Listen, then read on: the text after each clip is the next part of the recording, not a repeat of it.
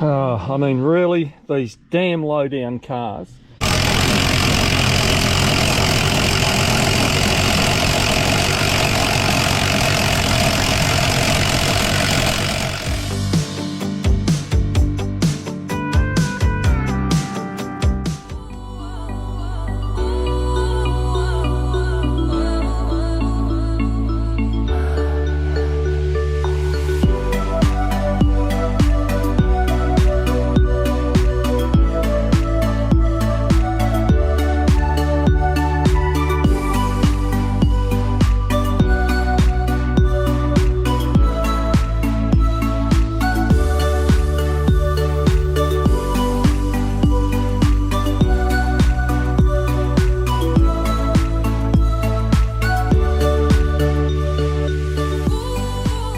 In the greenhouses at the moment tying tomatoes up. I've got to say the last greenhouse I bought has been an absolute disaster, a terrible shape, and it's kept blowing apart and it's kept coming apart when it gets windy. So I think what I'm going to be doing next year is putting a couple of permanent hothouses up, but at least we're still getting tomatoes on them. As you can see, they've got very tall. We've got a lot of props up here. We've got tomatoes coming on all over the place with these. These are Black Russian tomatoes, so we'll make a start in here and we'll start tying the vines up so they don't fall over when they get the tomatoes on the ends of them.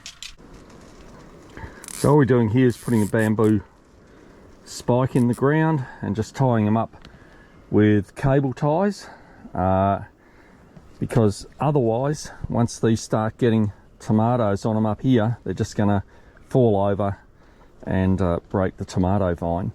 So I find these spikes, these bamboo spikes, are pretty good, and I do like using cable ties on the tomatoes as well. So don't do them up too tight, just leave about enough room for your finger to go down in them. I haven't been in this hothouse for 2 or 3 weeks and the tomatoes have absolutely gone ballistic. Look at that, an absolute jungle of them.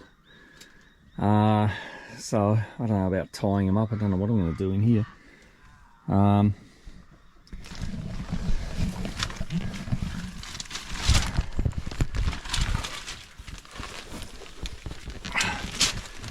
As you can see behind me, there is just a massive tomato plants. So I think what I might do is just get some of these and tie up to a few bits of bamboo spike and just leave them.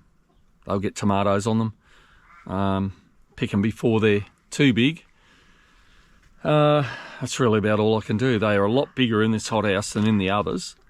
And a lot bigger than what they were last year, so I don't know what the story is there, but there's not a lot I can do with them now, so I think we'll just let them go and we'll do what we can tying them up and leave it at that. I think we might try putting some of these bamboo canes across onto the frame of the hothouse and then tying the tomato plants to that and then tying the tomato plants to that. We'll see how we go with it.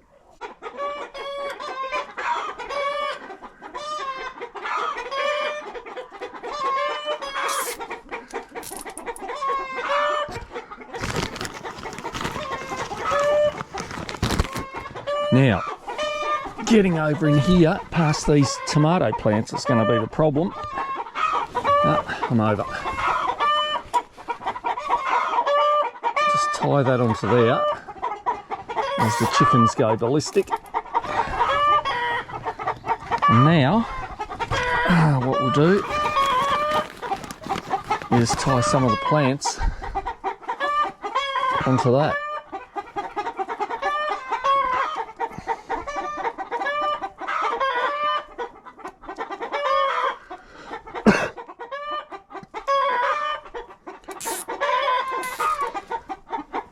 Tied that one a bit tight. It's going to have to do.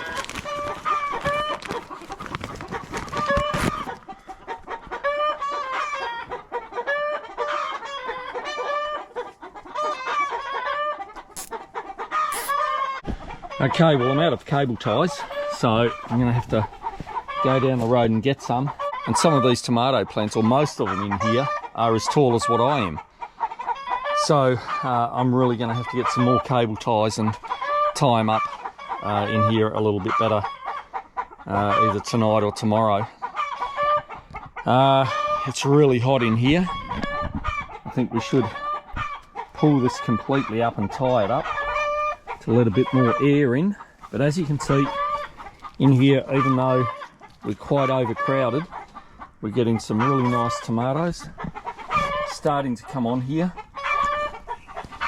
They're a lot slower than what they were last year, but I guess that doesn't matter as long as we get some tomato plants at some time and our efforts don't go to waste. So we've got a bit of grass in the strawberry patch here. So I don't know if you can see the strawberries down there. Some nice sized ones. It might go up under the net. Hang on. Give you a decent look. There we go. Nice strawberries there. In fact, that one looks just about right for me to have a taste of.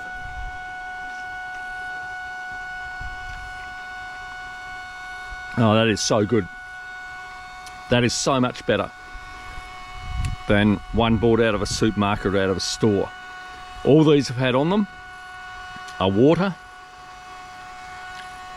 nothing else, and they taste absolutely magnificent.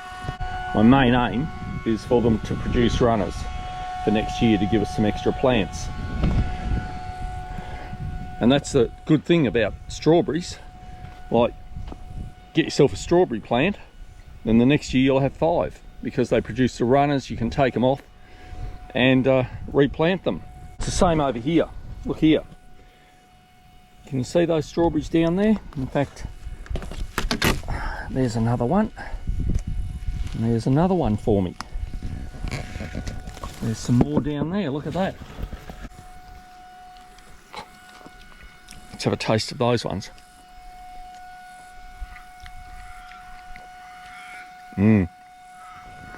Just beautiful.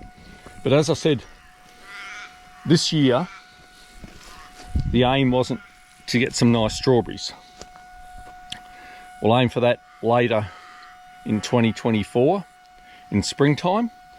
When we get the runners off these, we'll plant them. We should have quite a lot of strawberry plants by then. Oh, I've got to have this one.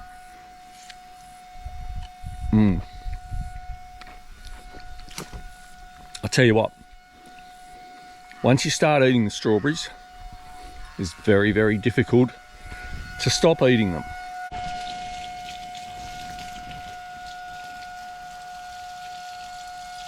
So I always bang on about when to water your tomatoes, and you should always make sure you water them during the day in plenty of time, so that the water droplets dry off the plant before nightfall, because that's when the mould and everything starts on a tomato plant, and the water splash from the soil is actually what causes the black spot.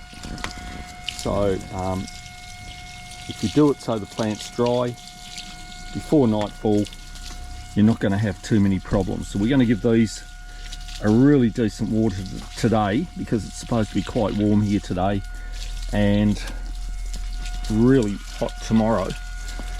Oh, I tell you what, it's a scorcher here today, but we've still got chores to do and still got cows to feed.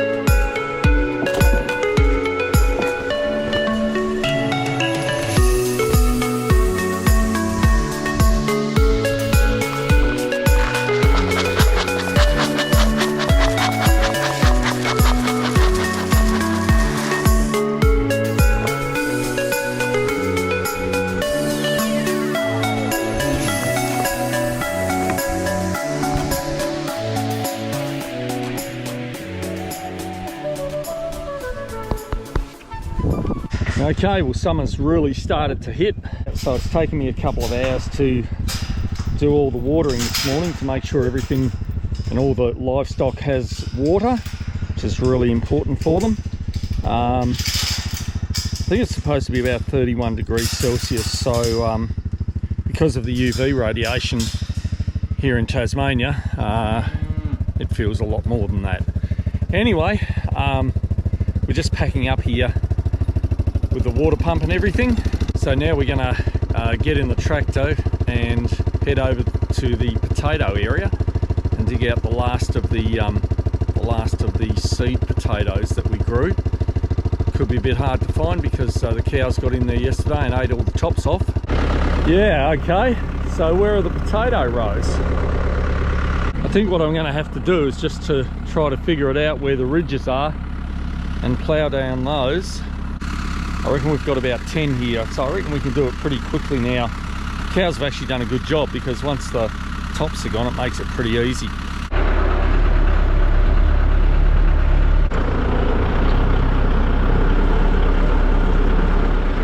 Okay, well, we didn't get that many out of those, that's for sure.